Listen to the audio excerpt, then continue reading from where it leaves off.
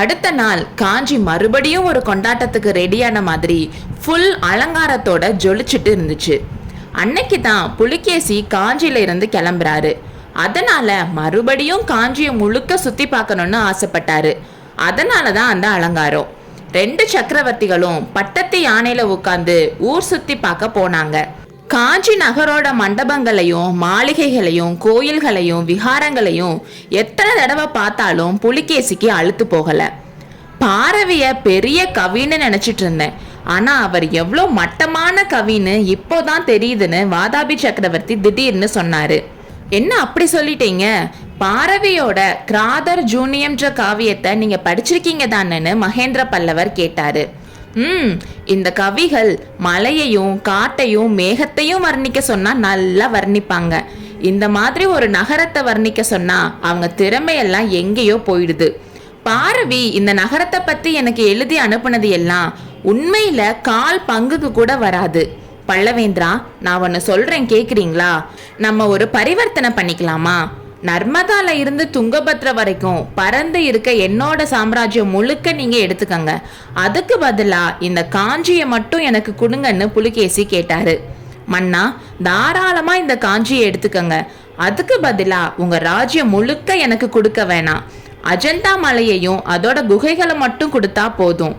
கல்லுனாலும் சுண்ணாம்புனாலும் மரத்தாலும் கட்டின இந்த நகரத்தோட கட்டடங்கள் எல்லாம் ஒரு நாள் இடிஞ்சு போலாம். ஆனா அஜந்தா குகையில இருக்க வர்ண சித்திரங்கள் எப்போதும் இருக்கும். உங்களுக்கு ஒரு விஷயம் தெரியுமா? நேத்து நடனம் ஆடினாலே சிவகாமி, பாதாபிக்கு போறியான்னு கேட்டதும் என்ன சொன்னா? ஆனா அஜந்தாவை பத்தி அவ அப்பா கிட்ட ஒரு வார்த்தை சொன்னா போதும், உங்களோட வந்தா அஜந்தா வர்ண ரகசியத்தை சொல்றதா சொன்னா உடனே உங்க கூட வர ரெடி ஆயிடுவார்னு சொன்னாரு. அப்படியா? ஆயன சிற்பிக்கு அஜந்தா வர்ண விஷயத்து மேல அவ்வளோ விருப்பமானு சொன்னப்போ அவருக்கு பழைய விஷயம் ஏதோ ஒன்று ஞாபகம் வந்துச்சு. ஆமா, அஜந்தா வர்ண ரகசியத்தை தெரிஞ்சிட்டு வர்றதுக்காக தூது கூட அனுப்புனாரே, உங்களுக்கு ஞாபகம் இல்லையான்னு பல்லவ சக்கரவர்த்தி கேட்டாரு. அப்புறம் அவரே அந்த ஓலையை படிச்சப்போ நீங்க எப்படி ஆச்சரியப்பட்டீங்கன்னு சொல்லி சிரிச்சாரு.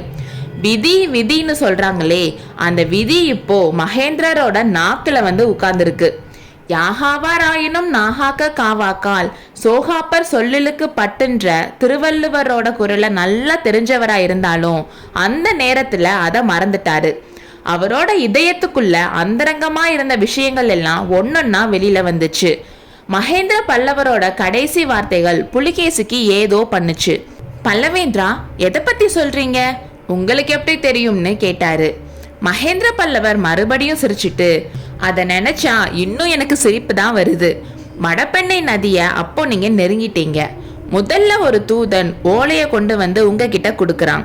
அதுல நீங்க எதிர்பார்க்காத ஏதோ ஒண்ணு எழுதியிருந்துச்சு. உங்களுக்கு கோவமா வருது. அந்த டைம்ல ஒரு சின்ன பையனை கொண்டு வந்து உங்க முன்னாடி நிறுத்துறாங்க. அவன்கிட்டயும் ஒரு ஓலை இருக்கு. அதை படிச்சா அதுல அஜந்தா வர்ண ரகசியத்தை பத்தி கேட்டு எழுதியிருக்கு. அப்போ உங்க முகத்தை பார்க்கணுமே. அவனை நல்ல வேலை உடனே கொல்ல சொல்லாம நாகார்ஜுனா மலைக்கு அனுப்பி வச்சிங்கன்னு சொன்னாரு. பல்லவேந்திரா, இதெல்லாம் உங்களுக்கு எப்படி தெரிஞ்சிச்சு?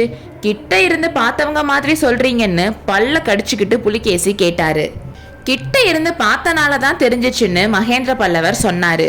புலிகேசி மகேந்திரரோட முகத்தை உத்து பார்த்து, அப்படின்னா அந்த வஜ்ரபாகுன்ற தூதன் நீங்க தானாக்குன்னு சொன்னாரு. நானே தான்னு மகேந்திர பல்லவர் சொன்னாரு. என் மனசு குழப்பிட்டு இருந்த பல மர்மங்கள்ல ஒண்ணு வெளிவந்துருச்சு. மீதம் இருக்க மர்மங்களை கண்டுபிடிக்கிறதுல இனிமேல் கஷ்டம் இருக்காதுன்னு புலிகேசி தனக்கு தானே மெதுவா சொல்லிக்கிட்டாரு. அப்போ வஜ்ரபாகு கொண்டு வந்த ஓலைன்னு புலிகேசி கேட்டதுக்கு, தூதன் மாதிரி வேஷம் போட தெரிஞ்சவனுக்கு ஓலைய ரெடி பண்றது தானா பெரிய காரியம்னு மகேந்திர பல்லவர் சொன்னாரு. இல்ல, காஞ்சி மகேந்திர பல்லவருக்கு எதுவுமே பெரிய காரியம் இல்லை. ஐயா, இப்பவாச்சும் சொல்லுங்க, எது நிஜமான ஓலை, எது பொய் ஓலைன்னு புலிகேசி கேட்டாரு.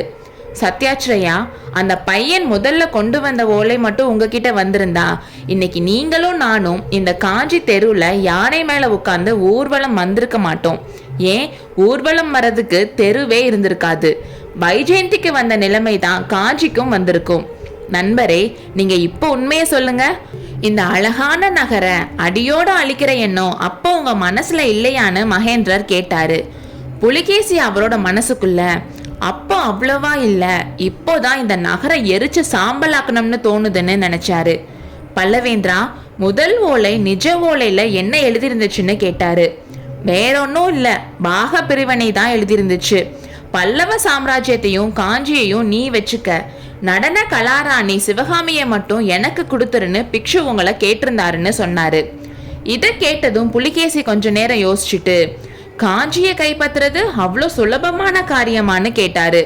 அந்த ஓலையில எழுதியிருந்த மாதிரி நீங்க நேர காஞ்சிக்கு வந்திருந்தா அது சுலபமான காரியம்தான். அப்போ காஞ்சியோட கோட்டை வாசலோட கதவுகள் உங்க யானை படையில இருந்த ஒரு யானையோட மோதலுக்கு கூட ஈடு கொடுத்திருக்காதுன்னு மகேந்திரர் சொன்னாரு. புலிகேசியோட மனசுல அப்போ ஒரு பெரிய எரிமலையே வெடிக்க ஆரம்பிச்சிருந்துச்சு. அவர் மகேந்திர பல்லவரை பார்த்து, பல்லவேந்திரா, அர்த்த சாஸ்திரத்தை எழுதின கௌடில்யர் உங்ககிட்ட பிச்சை கேட்கணும்னு சொன்னாரு. எங்க தென்னாட்டுலயும் ஒரு பெரிய ராஜதந்திரி இருக்காரு, அவர் பேரு திருவள்ளுவர்.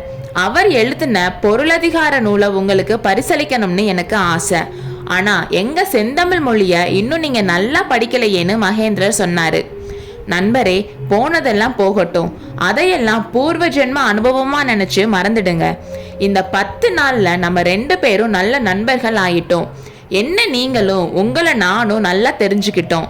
உங்களோட படையெடுப்பை தடுக்கிறதுக்காக நான் பண்ண தந்திரங்களை எல்லாம் மனசுக்குள்ளேயே வச்சிருக்கிறது நட்புக்கு செய்யற துரோகம்னு நினைச்சு உங்ககிட்ட சொன்னேன். இனிமேல் நம்மளோட பாசத்திற்கு எந்த தடங்களும் இல்லை. நம்ம 2 பேரோட ஆயுள் இருக்கிற வரை நம்ம நண்பர்கள். என்னோட வாழ்நாள்ல இனி உங்களுக்கு விரோதமா எதுவும் செய்ய மாட்டேன். நீங்களும் அப்படித்தானேன்னு நிஜமான சந்தோஷத்தோட மகேந்திரர் சொன்னாரு. பல்லவேந்திரா, அதை பத்தி கேட்கணுமான்னு புலிகேசி சொன்னாரு. 2 பேரும் நகரை சுத்திட்டு காஞ்சியோட வடக்கு கோட்டை வாசல் முன்னாடி வந்து நின்னாங்க. யானையில இருந்து இறங்கி வந்து கட்டி பிடிச்சுக்கிட்டாங்க. பல்லவேந்திரா, உங்க நகருக்கு விருந்தாளியா வந்ததுல எனக்கு ரொம்ப சந்தோஷம். ஆனா உங்க வீர மகன் மாமல்லனை பார்க்காம போறதுலதான் கொஞ்சம் வருத்தம்னு புலிகேசி சொன்னாரு. ஆமா, மாமல்லனையும் பார்க்கல, உங்களுக்கு முதல்ல ஓலை கொண்டு வந்த வாலிபனையும் நீங்க பார்க்கல. நாகநந்தி பல்லவ ராஜ்யத்துக்கு ஒரு பெரிய வீர தளபதியை கொடுத்திருக்காருன்னு சொன்னாரு. ஆமா, தளபதி பரஞ்சோதியை பார்க்காததும் ஏமாற்றம் தான். அவங்க 2 பேரும் எங்கன்னு நீங்க இன்னும் சொல்லலையேன்னு புலிகேசி கேட்டாரு. பாண்டிய மன்னனை வழி அனுப்ப போயிருக்காங்க. இன்னைக்கு காலையில தான் செய்தி வந்துச்சு. பாண்டிய மன்னனை கீழே சோழ நாடு வரைக்கும் போய் விட்டுட்டாங்களாம்னு சொன்னாரு. நினைச்சேன். பாண்டியனுக்கு நீங்க சம்மந்தியாக போறதா வதந்தி இருக்கேன்னு புலிகேசி கேட்டாரு. சம்மந்தி உபச்சாரம் செய்யறதுக்கு தான் மாமல்லனும் பரஞ்சோதியும் போயிருக்காங்கன்னு சொல்லி மகேந்திர பல்லவர் சிரிச்சாரு. பல்லவேந்திரா, போயிட்டு வரேன். போறதுக்கு முன்னாடி ஒன்னு கேக்குறேன். நாகநந்தி பிக்ஷு யாருன்னு உங்களுக்கு தெரியுமான்னு புலிகேசி கேட்டதும் உத்தேசமா தெரியும்னு சொல்லி வாதாபி சக்கரவர்த்தியோட காதுல மகேந்திர பல்லவர் ஏதோ சொன்னாரு. உங்களுக்கு தெரியாதது எதுவுமே இல்லை. அப்படி தெரிஞ்சிருக்கிறப்போ அவரை நீங்க விடுதலை செஞ்சு என்னோட அனுப்ப போறதில்லையான்னு ஆங்காரமா புலிகேசி கேட்டாரு. சக்கரவர்த்தி கேட்டா அப்படி செய்ய எந்த தடையும் இல்லைன்னு மகேந்திர பல்லவர் சொன்னாரு. வாதாபி சலுக்கு குலத்தார் யார்கிட்டையும் எதையும் கேட்டதில்லைன்னு புலிகேசி கம்பீரமா சொன்னாரு. காஞ்சி பல்லவ குலத்தார் யாரும் கேட்காத வரத்தை கொடுப்பதில்லைன்னு மகேந்திரர் சொன்னாரு. பல்லவேந்திரா, போய் வருகிறேன் என்றார் புலிகேசி. சத்யாச்சிரயா, ஞாபகம் இருக்கட்டும் என்றார் மகேந்திரர். ஒரு நாளும் மறக்க மாட்டேன் என்றார் வாதாபி மன்னர். அடுத்த அத்தியாயத்தில் சந்திப்போம்.